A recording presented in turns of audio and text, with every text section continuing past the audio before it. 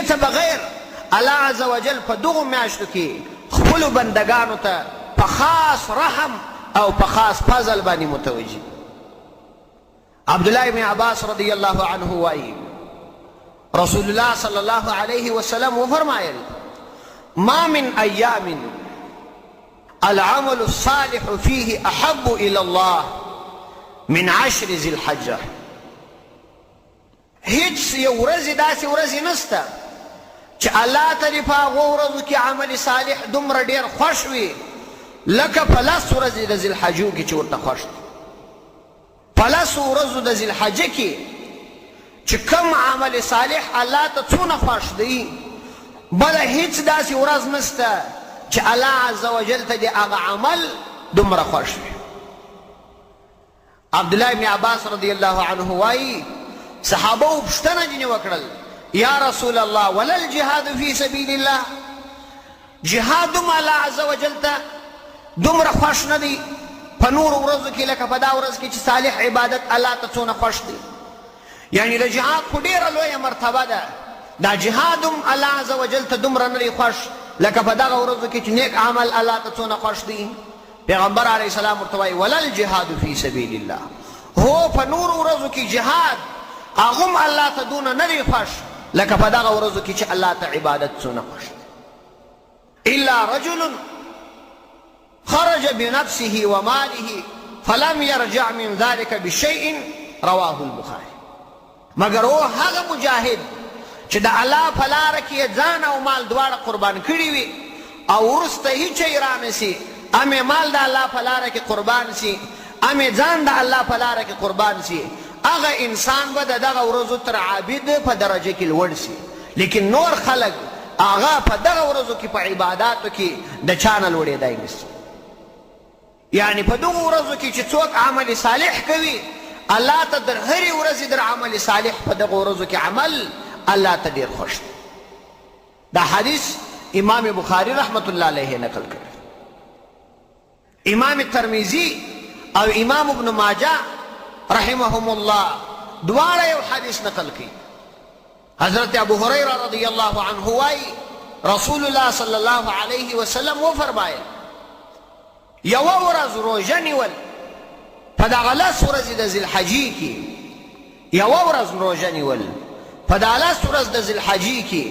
الله عز وجل ته د یوه کال د روژو نیولو د ثواب برابر. یعنی یو سړی که بسته کال روژې ونیسي یوه ورځ د دغې ورځې روژه نیول د بسته کال د روژو ثواب لري. او که یو سړی په دغه شپو کې یوه شپه تهجد ته راپورته سي نو الله عز وجل هغه ته د بسته کال د تهجد ثواب ورکوي. رسول الله صلی الله علیه وسلم امت ته د دې ترغیب ورکوي چې دا ګورې یو موقع ده، یو 10 ورځې دي پر تا باندې را روانې دي، دا بیا امکان نشته چې آینده به هم پر تا باندې دا ورځې راځي که به نه راځي. آینده که پر تا باندې رالی الله به توفیق درکوي که به نه درکوي. اوس تا ته الله موقع برابره کړې ده، صحت یې درکړی دی، ځواني یې درکړې ده، د آخرت د عظیمه زندګي دا ته په دغه لږو عباداتو باندې جوړولی شي. یعنی که یو انسان دغه 9 ورځې د ذوالحجې د میاشتې چې د اختر تر شپې پورې هره ورځ روژه ونیسي او هره شپه تهجد ته راپورته سي نو الله عز وجل د دغه انسان دپاره د 10 کالو د تهجد ثواب او د 10 کالو د روژو ثواب دا انسان ته الله لیکي. نو دغه عبادات چې د کله د انسان د عمر د نورو عباداتو سره یو ځای سي نو د انسان عبادات هغه مرتبې ته ورسیږي چې انسان د جهنم د اور نه په خلاص. ځکه اصل کې خو زموږ عمرونه ډېر لږ دي او موږ په دې خپل عمر کې دونه عبادت نه دی کړی، خو الله عز وجل زموږ دپاره خپل دا احسان او دا خپل فضل دا عام کړی دی. نو موږ ته داسې یوه ورځ وټاکي چې په هغې ورځې کې لږ عبادت د ډېرو ورځو د عبادت برابر وګرځي. حضرت حفصه رضی الله عنها ام المؤمنین رضی الله عنها فرمایي رسول الله صلی الله علیه وسلم 4 شیان هیڅ وخت نه دی پرېښي. رسول الله صلی الله علیه وسلم 4 شیان هیڅ وخت نه دی پرېښي. اول رسول الله صلی الله علیه وسلم د ذوالحجې د میاشتې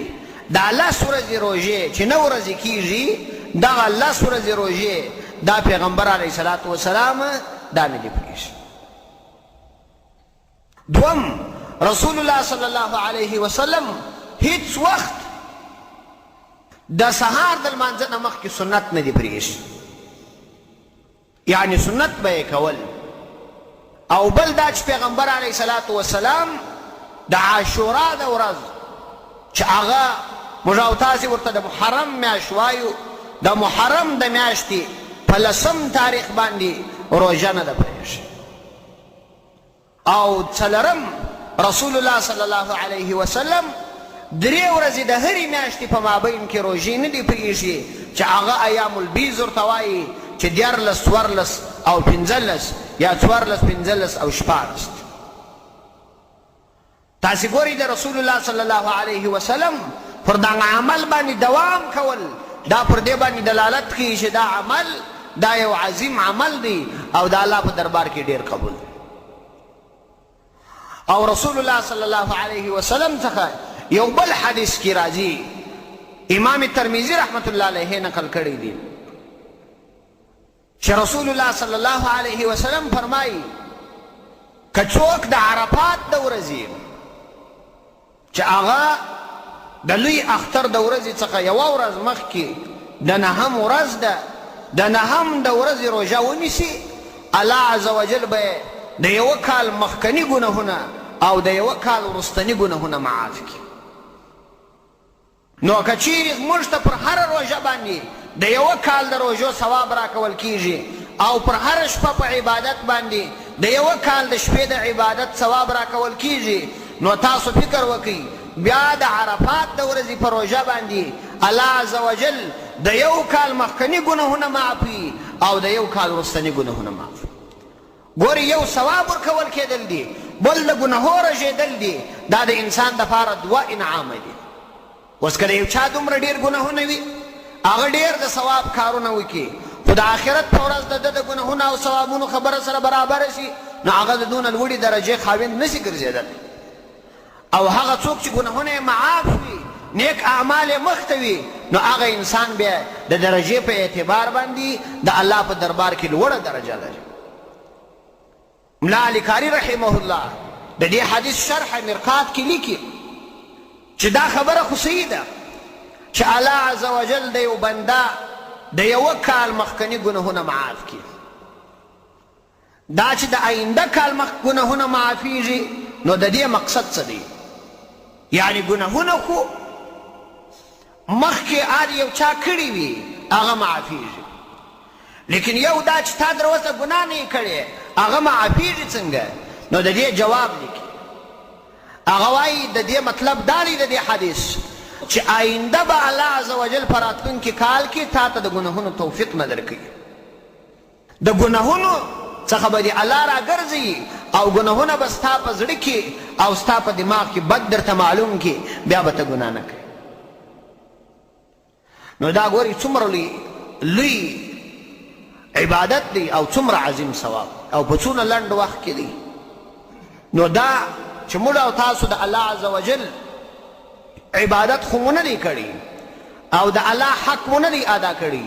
نو په دغسې ورځو کې دغه د فضیلت او د عظیم ثواب مواقع دا باید د لاسه ورنو. که دا موږ د لاسه ورکو دا زموږ تاوان دی.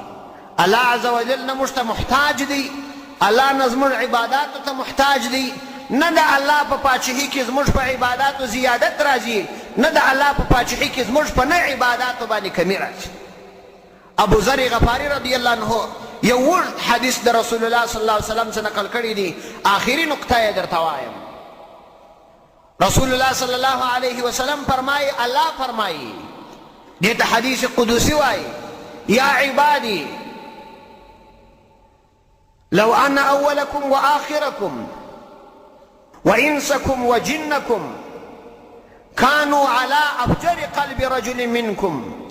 ما نقص ذلك مما عندي شيئا. اے زما بندگانو کستاسی اول او آخر انسانان، ستاسی انسانان او پیرانان دا سره راجمع سي د ټولو خلکو زړونه په تاسو کې دا بد سړي د زړه په شان سي ما نقص ذلك مما عندي شيئا زما سره چې کم نظام دی او کومه پاچهي ده زما په پاچهي کې هیڅ کمی نسي راوستلی ویا عبادي لو ان اولکم واخرکم وانسکم وجنکم او ای زما بندگانو که ستاسې اولین ستاسو